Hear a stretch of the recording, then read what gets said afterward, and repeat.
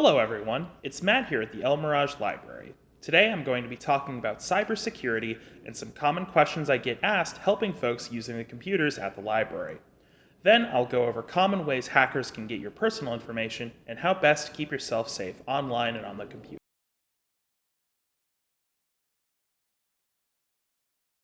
The first question I'll be going over is one I get asked a lot when I'm helping people recover their accounts or sign up for email addresses or other online accounts, which is, why does my password have to be so long and complicated? The answer to this is that, in short, the longer a password is, the safer it is.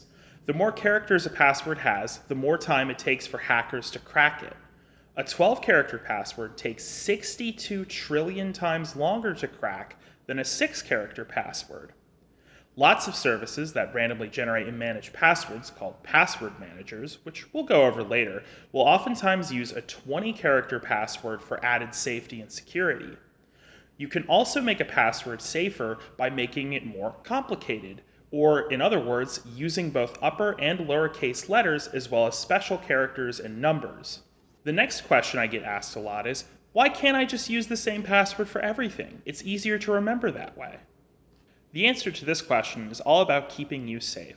If a hacker is able to crack your password on one website, or they're able to find it on a list of passwords from a data breach, the first thing that hacker is going to do with that password is try to access any other accounts you might have by using the same password. You can think of this as the difference between having separate keys for your car, house, and mailbox versus having just one big skeleton key for everything that you own. The next question is, why does Google not recognize me when I use a library computer? Google and other big tech companies and websites use a number of different tools to recognize what device someone uses their website on. One of these tools is called cookies, which are files that a website or web browser will save onto your computer or device.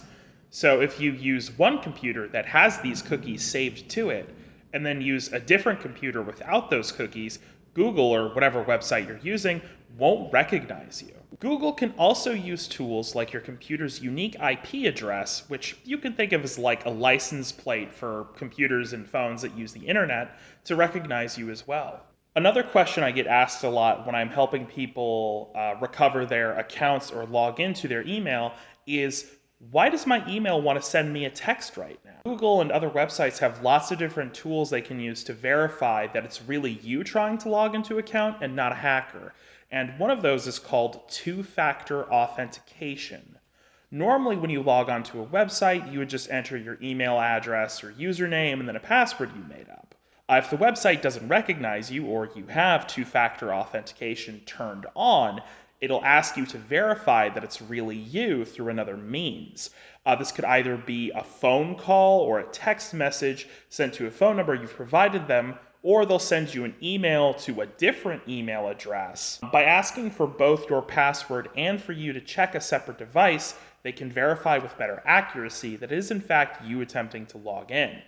That's why it's very important to make sure your phone number is up to date with any online accounts you might have. Next, we're going to go over how hackers are able to get your information. Hackers can attempt to access your account through a variety of different methods. One such way is they can use computer programs that attempt to access your account by randomly guessing letter and number combinations for your password, or by automatically guessing common passwords. This is often known as brute forcing an account. Hackers can also get access to your passwords in big data breaches when large companies and websites have their users' information compromised by hackers and made public. Another way hackers can get your information is by fooling you into installing malware on your computer, which is a program that is disguised as something useful or helpful that instead can do very unhelpful and dangerous things like mining your network and computer for passwords, or logging your keystrokes, so keeping track of every key you push when you use your computer in order to find out what your passwords are. Lastly, the most common way that hackers will try to get your passwords is through social engineering. This is just a really big word that simply means lying to you. Either through an email, a phone call, or a text message, the hackers will pose as some trusted group or even a close friend or family member and entice you to click on a link or open an attachment. How these hackers can entice you varies. The hackers could be pretending to be an online store, confirming that you just made a gigantic purchase, and that if you didn't make this purchase and you want to dispute it, you would better go to their website. Or they could pretend to be a friend of yours and send you a link to look at something on social media. Oh my gosh, is that really you in the video? All of these situations provoke an emotional response that's meant to bypass your caution and get you to give them your information. Lastly, we're going to be going over ways to keep yourself safe online and on the computer. The first tip is to make sure your email has a strong password that is different from your other passwords. The next tip is to use two-factor authentication, which we talked about earlier, even on trusted devices. This will make it harder for hackers to access your account even if they have your passwords. Make sure the software on your computer is up to date.